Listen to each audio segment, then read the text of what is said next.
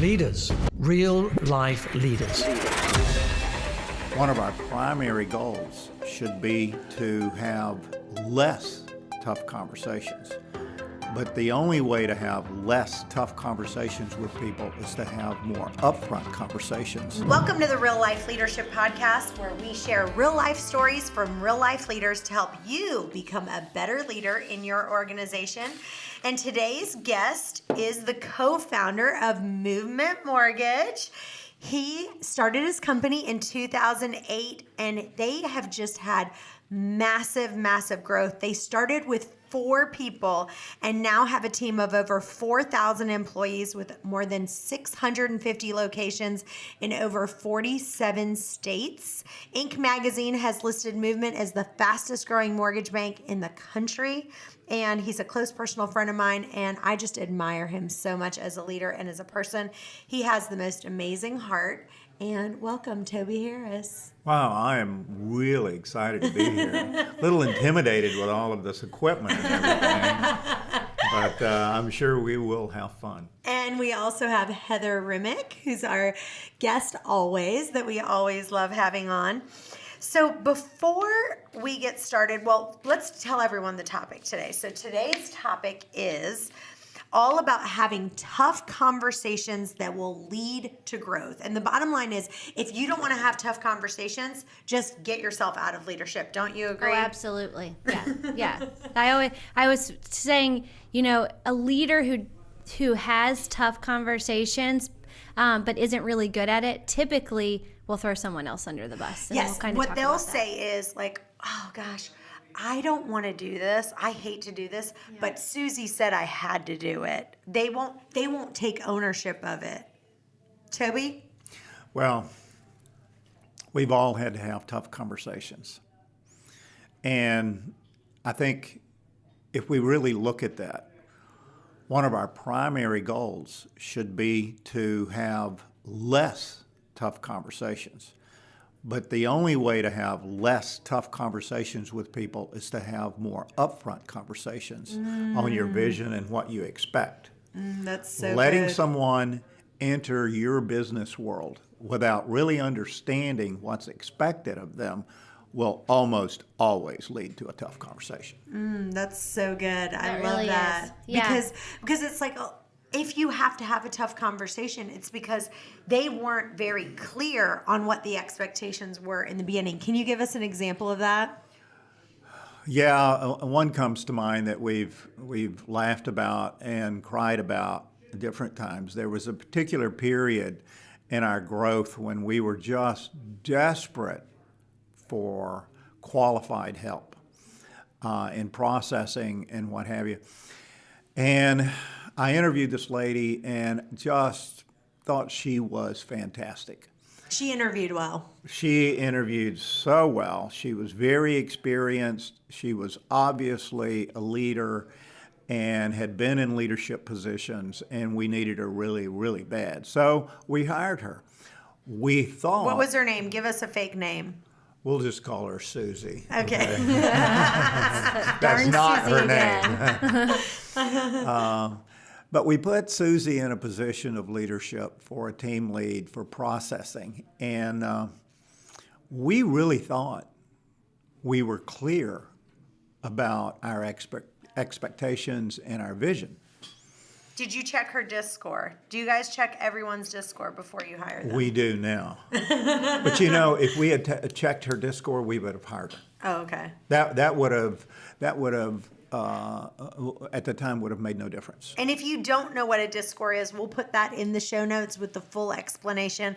What was her DISC score? Well, I don't know. We didn't. We never did. That's right. But I suspect that she was probably a very high D, and that's what we wanted for that position, and we would have hired her.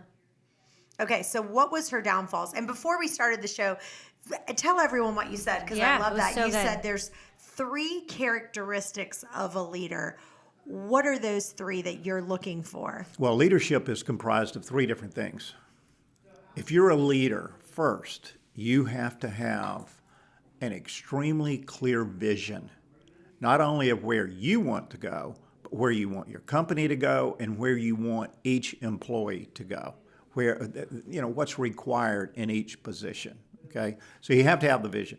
Then you have to have a process that works.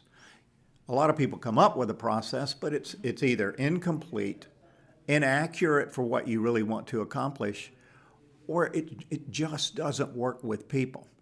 So you have to have a vision, you have to have a process to get to the vision. And you have to have a process that's easy too, because you can have a process that's so complicated that the training takes forever and it's just a nightmare. Okay, and what's the third? Well, this is kind of a pyramid, and the tip of the pyramid is the vision. The middle of the pyramid is the process, but the foundation of the pyramid is servant leadership, and I call that servantship. And if you lose that part or you don't have it, then you come across as harsh. And once you come across as harsh, even a person who has the vision will start to withdraw from that vision in many cases because they're afraid. That's good. Well, one of the things that is really good is people who are high Ds, if they're super high D, if what they can do, I'm off the charts D. You talking about you and me? Yeah, I'm off the charts D. And if you can find someone, so I have Heather, who I can go to Heather behind closed doors and be like, I am furious about this. So-and-so did this, blah, blah, blah, did this, da-da-da, we need to fix this. And I can literally vent to her and be like, this is all the issues that we have. But then she turns around and communicates that to everyone else in ribbons and roses. So she'll take what I just said and said, all right, now you guys are doing a great job at XYZ, but we do have some small tweaking we need to do in this, and this. And then when it's coming to you in this package, it's this beautiful package. But if I had presented it to you originally, everyone would have quit. That's what would have happened. So yeah. But I've improved just myself that I'm now actually able to turn it into a beautiful package myself, which is hysterical. Yesterday, it wasn't yesterday, Friday, we were on the phone with someone, and you could see, how you can see steam coming out of her ears, and she put the person on mute, and she's like, you talk, I can't. She's like, I'm so furious. And this was the best because I've never been able to do this before. And I was like, oh, hi, Carol. It wasn't Carol, by the way. I was like, well, and you're just doing a beautiful job, blah, blah, blah, blah, blah. And I turned it into this beautiful package. Yeah, we did role reversal. We did a major role reversal. It was beautiful. Okay, so back to what you were saying. So 3 things: vision, process, and servantship. Which one was this lady missing? All of them. and she disguised it. She interviewed really well, and we put her in a position of leadership. She had a vision. But it wasn't the same as the company's. It was not our vision. She was probably a 99D. So she listened to our vision and decided she would do it her own way. Some of the loan officers called us up and said, hey, something's not right here. These things that aren't happening that should be happening with my files. And we would go check, oh yeah, I've got it under control. I'm doing it. What we found out was that she wasn't doing it.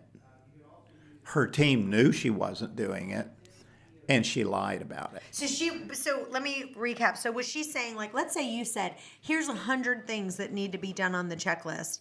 Was she just being like, if we don't do number 1 through 20, no big deal? She didn't even go into the file. She said she was doing it, but with our software, we can tell. It leaves breadcrumbs. We can tell if you've been in, and we can tell what you've done. She hadn't even been in. She had lied to the field. Her team knew she was doing it, so she failed in her job, the technical aspects. Then she failed as a leader. Her team knew she was doing it, and she had no intention of changing. So she was gone that day at 5 o'clock. Gotcha. And it wasn't just about her. It was about the people she was supposed to serve. It was about our vision, but it was also about the people she was leading. She was going to take those people down a path away from our vision. and onto her vision. And we just couldn't do that. It would have ruined department after department. Awesome. All right. And any other tough conversations? Let's talk about tough conversations that someone has had with you. They literally looked at you and said, "Hey, you're blocking our growth right now by doing A, B, C, and D." I'll tell you one for me. One is just I had my hand. I'm a very good delegator. That's something I'm really, really great at. But there was a couple pots that I wasn't willing to let go of. I liked the marketing pot. There were some management meetings. And I had Heather lead a couple of the meetings, and someone came to me and said, "I'm going to be honest with you. Heather's does a better job running these meetings than you because we have a list of 20 things we need to get through, and we're only getting to number 1 through 5. With Heather, she's making sure we get through all 20. She's stopping it. She's timing it. She's doing all of these things. You don't need to run those meetings anymore. Heather needs to run those meetings."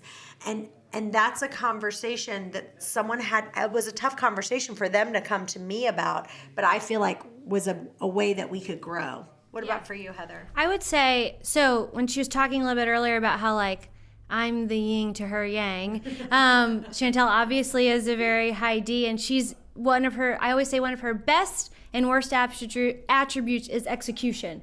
That lady can execute something faster than anyone can blink their eye. I'm like, wait, we didn't even finish talking about this and you already ordered it. Like, what's going on here? So one of the things that, sometimes she's like, "Heather, you're taking too long to make this decision. We've got to, pick it or don't, and I like to make sure I've researched the products. We're picking the best product. I want to make sure we have this one and this one. And I was like, at some point, give us 2 options, give us 3 options, and choose one. Let's go. So she's done that to me. So as the years have went on, I am making quicker decisions. So today we had another role reversal. So we have this program where basically it's our pro plan program, and they have to pay a listing fee when they list a property. And so she had sent me an email yesterday morning that's like, "Let's talk about this on Monday," that people kind of have 2 different ideas of what's happening with it. So we're going through stuff, and I said, "Hey, let's go ahead and make this decision. Are they paying it at listing time, or are they paying it on an office bill?" And she's like, "I'm not ready to make the decision today." And I was like, She's like, "Who are you?" I was like, "No, we're making the decision today." She's like, "I'm not ready. I'll make it this afternoon." I said, "No, this is literally, do you pay it now or later? We're not waiting. We're making this decision right now." And so one of the things, that she's taught me is that don't spend so much time in the details. Obviously check it out and make sure it's something that's good for our company, but move on. And that's what's really helped me move us in a quicker pace and get things done. What about for you, Toby? What is some tough conversations that has led to your personal growth? That someone's come to you, maybe Casey came to you, or someone came to you and said, "Hey, this is stumping our growth right now. You've got to grow in this area." Well, typically it's when I'm not clear enough about our vision. I obsess over the vision being complete. And it's never complete. You can never, ever, ever have a complete vision if you're growing, because you're outgrowing what your vision was yesterday. So you're always thinking ahead. The overall vision hasn't changed. What changes are the vision for different processes, because you as you grow, you begin to outgrow them. And a few years ago, we decided we were at a certain level in our growth, and decided that, I remember I told them, in order to get bigger, we have to get smaller. So we chopped up our operations from one big operational unit into multiple operational units, several, and we run them independently. Now we have 3 times more leaders, because we went from 3 to 9, okay? So now we have to communicate with all 9 of those leaders about the vision and get them in step. That meant letting go, and it also meant going to those top 3 leaders and saying, "You know what? You're not in charge of these other guys anymore. We're going to split this up." And we really had to spend time on the vision in order for that to be effective. And it was. It grew very fast. But you're talking months there of reiterating the vision over and over and over and over. Because a lot of times managers will go in, and I say managers, not leaders. Managers will go in and they'll tell somebody a vision and think, okay, you've got it. But a leader knows you have to relive that vision on a regular basis with your managers, because telling them once doesn't work any more than telling your child to clean his closet once. Mm-hmm. You know, one thing that I look at all the time is, you know, I always say if you want to be a big company, you've got to look at big companies and see how they do things. And so when you said that, one thing it made me think of is Geico. Geico is a company that I really look up to. I think they do a fantastic job, and we run our company so much like Geico. For whatever reason, we have two companies. It's not that we've recruited from them, but they just apply to our company all the time. And that's Apple and Geico. And so many of our processes and the way we do things are like that. And one thing about Geico that I noticed is that Geico could, right? Because one of the things they say is to make everything into a big, like when you have things in a centralized location, it's so much easier to do it on a centralized location. But if you look at Geico, Geico even has, like they have one here in Hampton Roads area, but then they have another one. They have it in regions in the country. They don't just have one call center for the entire country. Why do you think that is? Well, there's a lot of different reasons for that: efficiency, control in different areas, and things like that. I mean, you have to empower the people that you put in charge in different areas, and you have to come to grips with the fact that if you're a large company, you're going to have leaders that have different leadership characteristics than you do, and they're going to lead their own way. You can't make them into you. As a matter of fact, you don't want to make them into you. Mm-hmm. You want to take that leader. If you're sure that that person is the leader you want to hire, then you have to come to grips with letting that person lead their way. Now, it's critical that they understand the vision. There's multiple ways to reach the same goal. They may talk a little bit differently. They may hold their meetings differently than you do, and that's okay. Yeah. Because their personality is a little different than yours. As long as you let them be themselves. If they are a good leader, if their core is a good leader, then you will have success there. But that puts pressure on you as a company owner because you have to let go. So I want to dive deeper into this, because you said you had originally everyone at one. This is hysterical, because he's drinking a coffee cup out of a competing mortgage company's coffee mug, and I'm going to steal it. And he says he's taking it with him. Oh yeah, there you go. He's doing it proudly. I love that about him. But anyway, back to what we were talking about. So you started out with every process in one central location. Is that correct?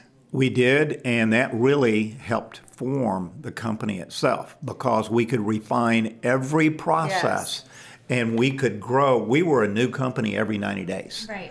We could not have done that if we had started out with 3 or 4 processing locations. What was the main reason that you then switched from that one big location to 3 or 4 locations? Almost any operation reaches a critical mass. Mm-hmm. And if you're really successful with an operations center and you have it refined, have all of your processes refined, you can duplicate that. Once we spread across the country, we were 3 hours off time in the east from the west. Mm-hmm. And in order to continue to grow, we needed a western location. Yeah. And on the east, we needed at least 2 locations because of weather issues. Sometimes Charlotte gets shut down by snow and ice. We don't get that as much here, but we get shut down by hurricane, and they don't. So we had to have duplication and everything so that one department, one ops center could pick up for another ops center if something went wrong.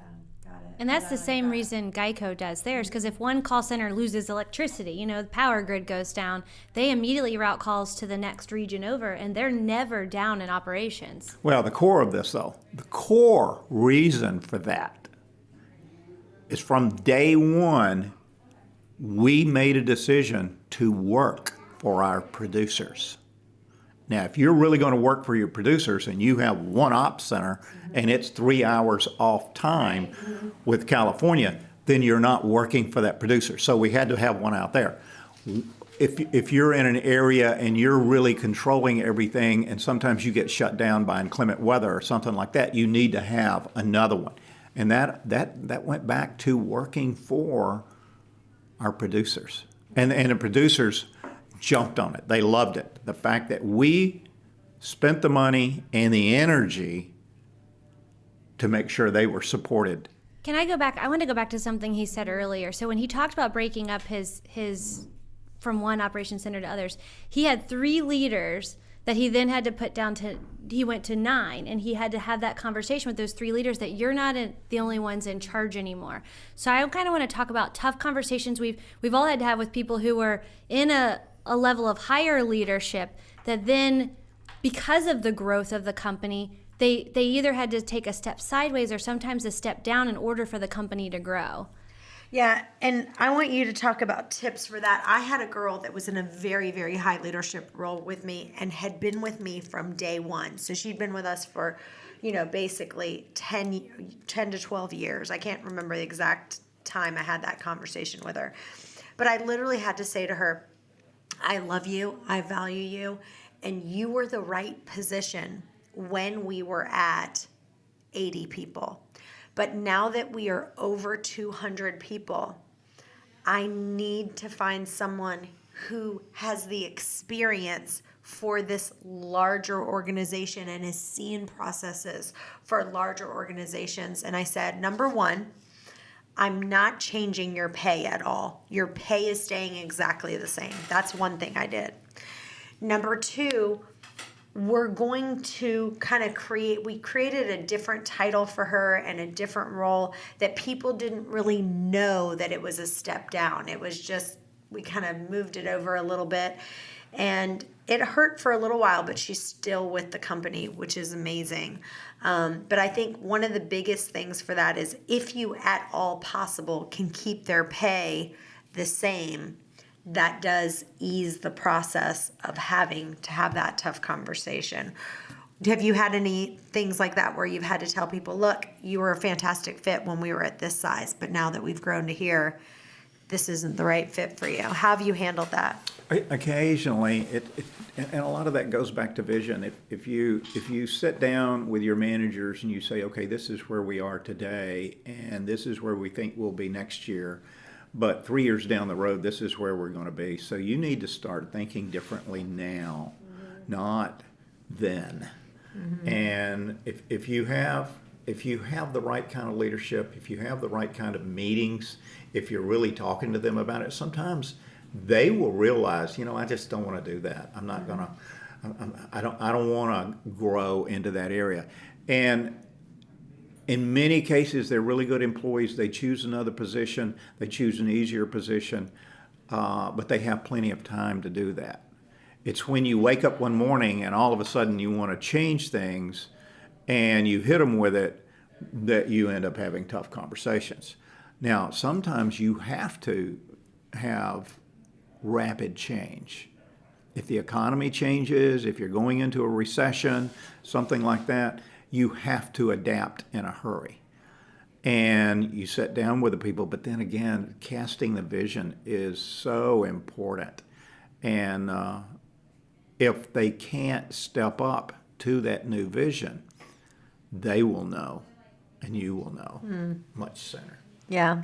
I think one of the things that I have had to really learn is this example of like sometimes someone will say something to me. Let's say I'll read a book about centralizing all processes, right? About how that streamlines things and gets things faster. And so, but then I will look at people like a Geico who you have to kind of put in your mind and go, okay, well, this is good at this level. But once I get to this level, we might have to change that vision of where we're going. And we might need to say, all right, at 300 people, this is a good amount, or 2,000 people, or whatever it is. But then we might need to think outside the box and go, what is that critical mass like you were talking about? At some point you go, we need to have another operation for growth. All right, well, we are ready to wrap up. Do you guys have any final advice for having tough conversation for growth? Or Toby, share, if you had to say, like, these are the top 3 things that I've done that really have helped me grow, either in your mindset or in conversations that you've had, what would you say they are? Well, first of all is trying to figure out what your total vision is and putting that in writing so that people can take it home and read it. So what is the vision for Movement Mortgage? Wow, 1 out of 10 mortgages all over the country. And that's been our vision for a long time. But it's also reached by helping the employees that work for us in a lot of ways and making it a good place to work. But casting that vision, making sure the vision is clear. So where are you guys right now? Your goal is that 1 out of every 10 mortgages in the United States will be done by Movement. And where are you guys at on that scale right now? In some areas we are above that. In some areas we haven't gotten there yet. Some areas we've just opened up. Right. And some areas we're not in yet. We are not in North Dakota yet. So, is that the only state? Wait, so you guys are what, 47 states? Is that right? Yeah, something like that. I think we're licensed in North Dakota, but we don't have 1 out. All right, if you're listening right now and you are in North Dakota, you need to contact Toby. We got to make that happen. Okay. So do you have specific vision on how do you make Movement such a great place to work that people don't want to leave? Well, there's just tons of components to that. We have a program called Thrive. And with that program, we focus on our employees' health and welfare, their financial welfare, their things like that. And just this morning, I had an employee come into my office, and he said, my blood pressure is 118/70. And I burst out laughing because we have a health station in our offices. Where you can take your blood pressure. Your blood pressure and your weight, things like that. And we need that, Heather. Yeah. I had gone around last week harassing, and it probably that's the right word to describe it. And when did you take your blood pressure last? Oh, a couple of years ago. Stuff like that. We're all going to take our blood pressure, stuff like that. And what was amazing is they did it on their own. They knew it was the right thing to do. And helping your employees be healthy and helping them to have that vision and helping them to understand that there is a ceiling they can't go above. And they put that ceiling there. We didn't. And if they want to break through that ceiling, they can. So what other things are in that Thrive program?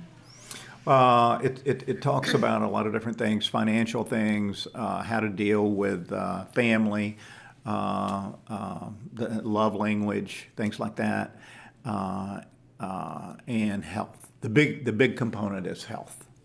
If you're not healthy, then so what you're not gonna be specifically, besides having them take their blood pressure, that sort of thing, what else do you do for them to improve their health?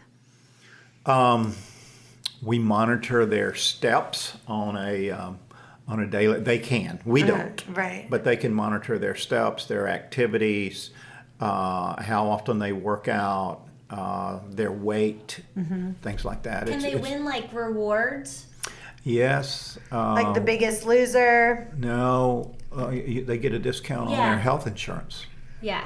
A big discount. It isn't a couple dollars. Right. Yeah. It's a big discount. And we encourage them to do it. It costs us a lot of money. But when your staff is healthier, then you have less turnover, higher efficiency. It's just a better place to work. Yeah. Plus, they appreciate we you. know a lot of people Yeah. who work at Movement, and they absolutely love it. Love so it. you guys are doing an amazing job. You and Casey are just the most amazing leaders, and everybody I know, I've never heard anyone not say anything but raving reviews about how much they love working there. I never met that one girl, Susie, that you were talking about. And you won't. She's gone. Well, thank you so much for being on the show. We really, really appreciate it. And I know love it. I'm all going the to steal a listeners- coffee cup. Yeah, steal the coffee cup. And we know all the listeners got so much out of it as well. And so we will see you next time to be a better leader. Thanks for listening to this episode of Real Life Leadership. If you'd like to get the show notes or access more resources, log on to reallifeleaders.com/podcast to get the show notes from this episode and any other resources we might have mentioned. And also, we'd love to hear from you. Be sure to review or rate this podcast on Apple Podcasts to help spread the word. And if you have any leadership questions you want answered, email podcast@reallifeleaders.com.